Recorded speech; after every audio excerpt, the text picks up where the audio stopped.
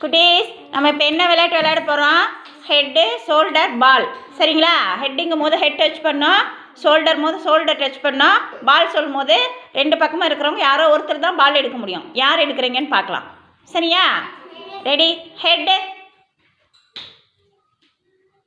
Shoulder, head, shoulder, shoulder, head, shoulder, head, shoulder, shoulder, head, shoulder, பால்.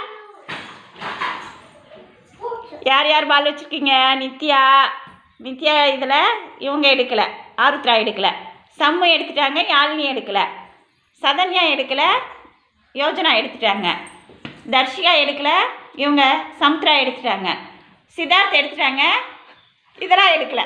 Very good. பால் எடுத்து உங்களுக்குலாம் clap பண்ணுங்க. Ready? சொல்லமா?